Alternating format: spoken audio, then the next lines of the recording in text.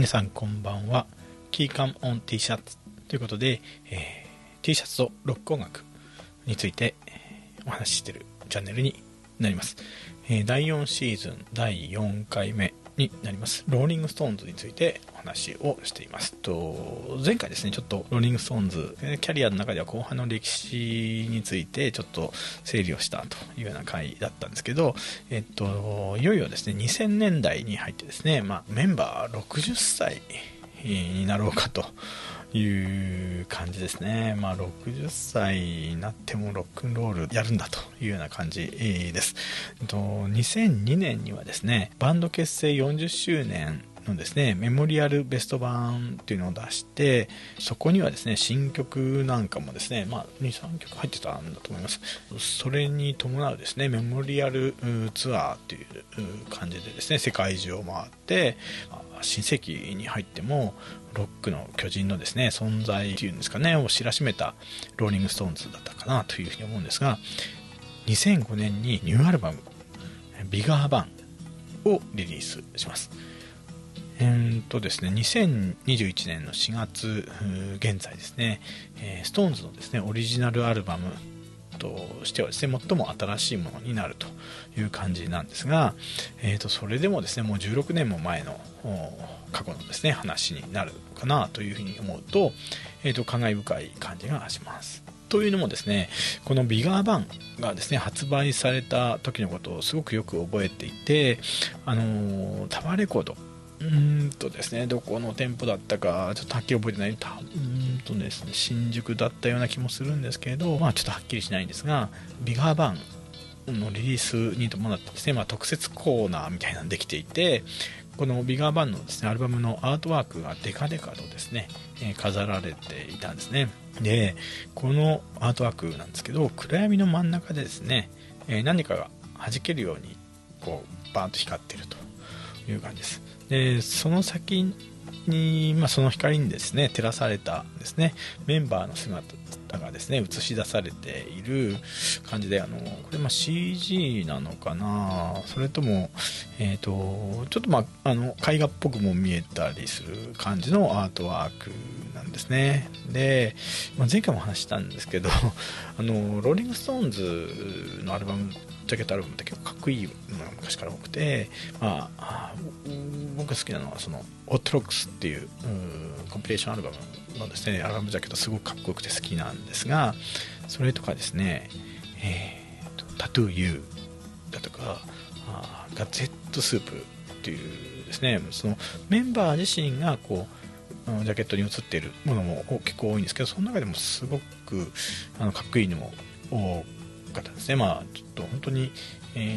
見てるとゾクゾクするようなですねかっこよさっていうのがあったんですが、そのメンバーが写っているジャケットでですね、最初にこのビガーバーン見た時はやっぱりこうちょっと微妙にダサいなっていうふうに思ったのが第一印象でした。しかしながらですね、じっくりよくよく見てみると、そのメンバーのこう配置であるとか表情みたいなのがですね、絶妙で、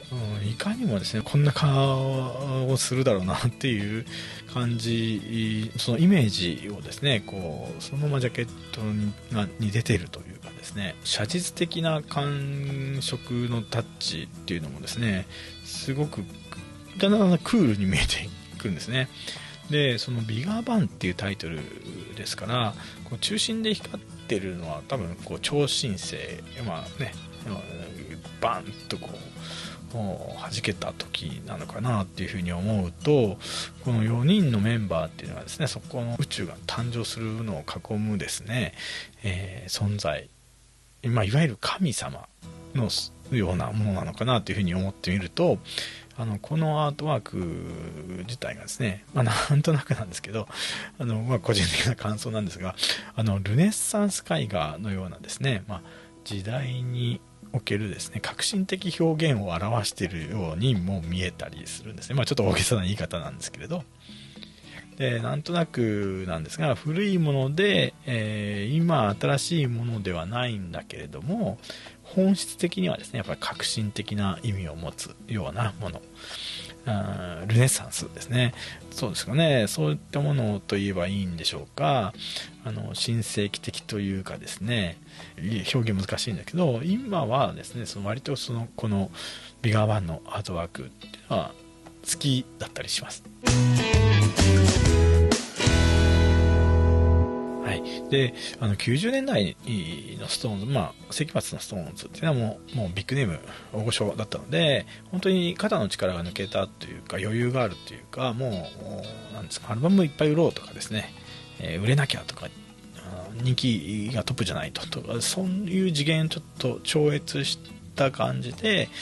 曲とかですね、アルバムっていうのを作っていたようです。ちょっと前回も言いましたけど、自分たちが好きな、好き勝手なことをもうやってたというような感じもあるのかなと。あえて悪い言い方すると、アルバム単位でですね、印象に残らないものということでもありました。特にブリジット・バビロンとかですね、やっぱあんまり印象残ってないっていうのはそういうことがあるのかなというふうに思います。で、曲の単位ではヒップホップの要素を取り入れたりとかですね、ストーンズの王道のロックンロールをその90年代っていうその時代の時のですね、70年代とか60年代にはなかったそのダイナミズムみたいなことをものをですね、曲に加えたというものもあって、いい曲っていうのもすごく、僕自身も好きな曲いっぱいあるんですけれども、アルバム単位でですね、やっぱり練られてないというかですね、印象が薄いっていうのが、残念な感じでもあったかなというふうに感じています。そこでですね、2005年にリリースされたこのビガーバンというアルバムなんですけど、現時点での最新オリジナルアルバムです。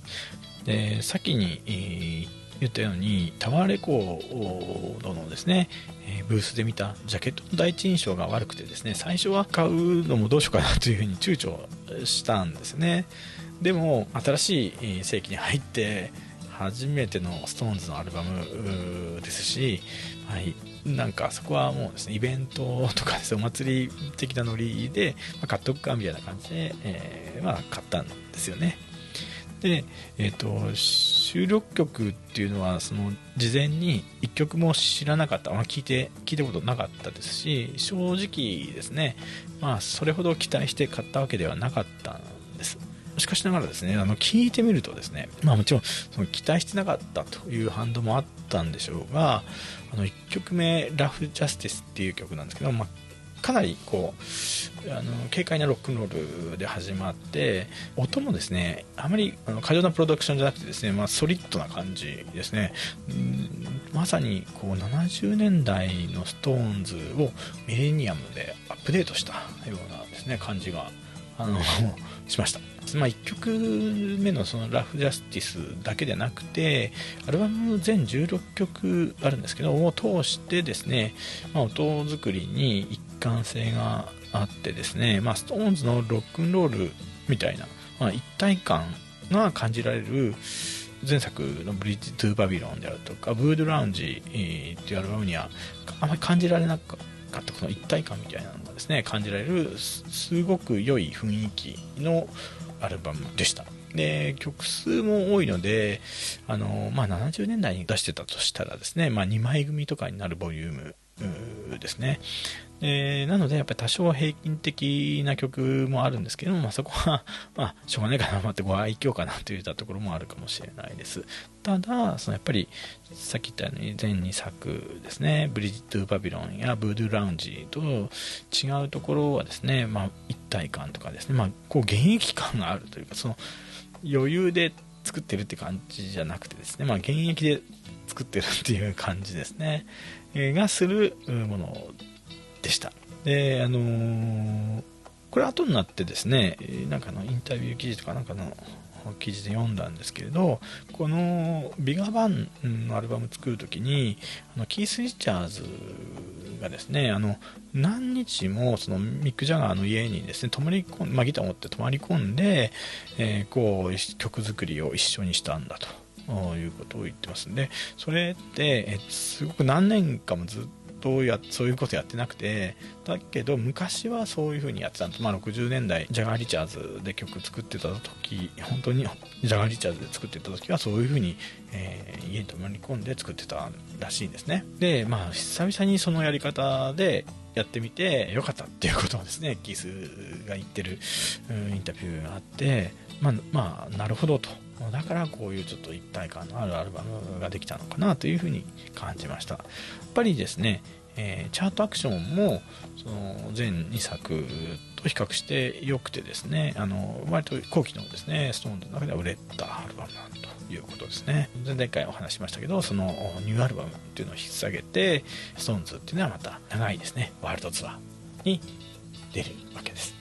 でスティールホイールズツアー以降ですね、ワールドツアーの旅ですね、日本での公演っていうのはスケジュールに必ず入っていたので、このビガバンのワールドツアーでは5度目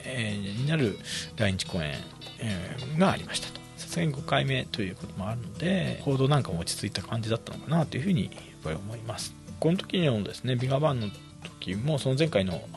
40周年記念ツアーの時に来た来日公演もそうなんですけど、テレビのですね地上波放送がなかったんですよね。僕自身は実際のその来日公演のですね様子を見たり聞いたりするってことは当時はありませんでした。ただですね、音楽雑誌なんかのライブ表なんかを見ると、このビガバンツアーのライブはそのアルバム同様ですね、かなりこうソリッドでタイトな演奏だったということが言われています。スティールホイールズツアー以降ですね、豪華なホーンセクションを入れたりとかですね、何人もこう、コーラスがいたりとかっていうようなことがあったようなんですけど、それよりもこうバンドとですね、ギター2本、ベース、ドラムだとボーカルというですね、その昔からのそのバンドの単位の音がですね前面に出たというようなものだったらしいです。そういう意味ではですね、ライブにおいてもストーンズっていうのはですね70年代のロックンロールバンドとして、回帰していたのかなという気もします。今思うとですね、本当見たかったなというふうに思うんですけど、実はこの時のチケットですね、また料金が値段が上がっていて、こう S 席で2万円を超えてたようですね。でゴールデンサークルシートっていうようなですね、記念グッズ付きのですね座席もですね販売されていて、6万5千円ぐらいしたとか記録があります。でそれでもですね、完売してたらしいんで、ストーンズの魅力っていうのが、すごいなと、やっぱり神通力みたいなのもやっぱりあったのかなというふうに思ったりします。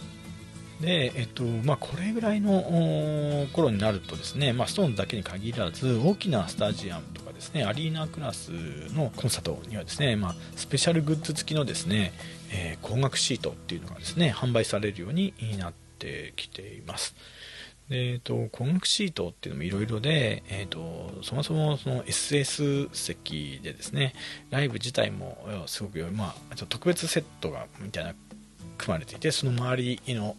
席だったりとかですね、座席はそんなすごくスペシャルなところじゃないんだけれども、記念品にちょっとウェイトがあって、グッズ付きでただただ値段が高いというようなものあったりします。グッズ自体もですね、安定的なその T シャツであるとかですね、こうちょっとしたバッグ、トートバッグみたいなものであるとかですね、があったりとか、あと僕が知ってるので低反発性のそのテンピュールのですねクッション、椅子に敷くクッションがついたものなんていうものもあったりするのを知ってます。ただですね、往々にしてあるのがそのグッズ自体がですね事前にどんなものがついてくるのかっていうのがわからないっていうパターンがあるんですね。来日公演のこのシート購入者のみのスペシャルグッズっていうことは謳われているんですけれども、それ以外にですね、そのものが例えばスペシャルグッズ、スペシャル T シャツ、限定 T シャツとかですね、限定オブジェだとか、例えば限定キーホルダーとかですね、限定フォトブックとかですね、そういったですね、大まかなカテゴリーさえですね事前告知がないようなケースがあって、本当ですね、よっぽどこ金銭的な余裕があるか、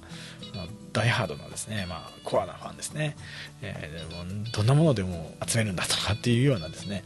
マニアな人でないとちょっと手が出せないものになってたりするのかなと。例えばですね、私なんかの場合はもちろん T シャツ大好きでこんなことをやってるぐらいなんで、 T シャツだったらどんなものでもいいかなとは思ったりはするんですけど、それでもですね、デザインとか色とかですね、サイズとかそういったものも事前にわからないものがやっぱり大半なんで、やっぱり、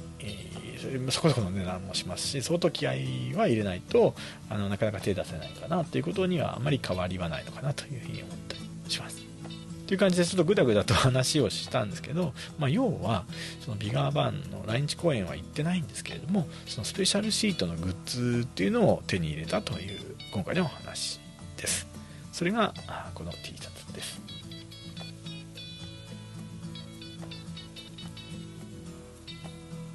はい。バッグはこれプリント何もないですね。はい、この T シャツです。いかにもですね、日本公演の限定グッズという感じが満載ですね。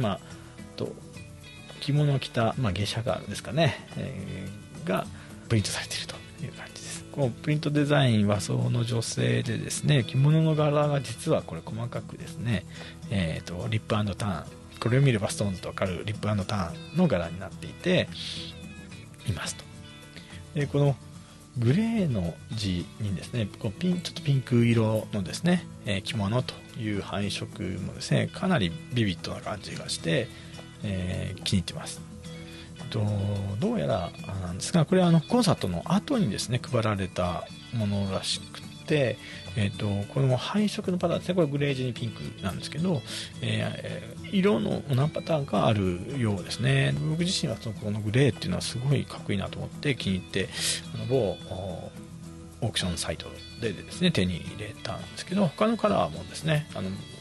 グリーンとか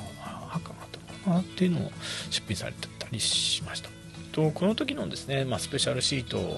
のグッズ、この T シャツだけじゃなくて、ステッカーがついてたりとかトートバッグに入ってたりとかっていうのは、そのセット、豪華なセットのものだったようです。さすが6万円を超えるシートだったのかなと、グッズだったのかなという感じですね。ということで、ストーンズの来日公演と T シャツの第4シーズンは来日公演に伴うT シャツのことをちょっとずっとお話ししてきたんですけど、実は次回で最終回という感じになります。で前回も年表整理した時に話しましたけど、今のところ次の回のお話がストーンズのですね最後の来日の時の話になるという感じですと期待してください。じゃあチャンネル登録よろしくお願いします。よかったらグッド評価もお願いします。あとコメントもお待ちしています。じゃあ次回またお会いしましょう。ありがとうございました。少しですね、1個言うのを忘れてたのでお話します。ビガーバンのですねツアーの T シャツ、実はですね今このローリングストーンズの回でお話ししている時に着てる私この中の T シャツも実はビガーバンのツアーの T シャツです。これもですね実はカナダツアーのカナダ限定のツアー T シャツですね。これヘラジカでしょうかねのお尻にこうリップ&ターンカナダの国旗のベロがついたもので、これもですね某オークションサイトでいいなと思って、これも2005年6年とか結構前に買ったものです。はい、後でお写ししますね。おまけでした。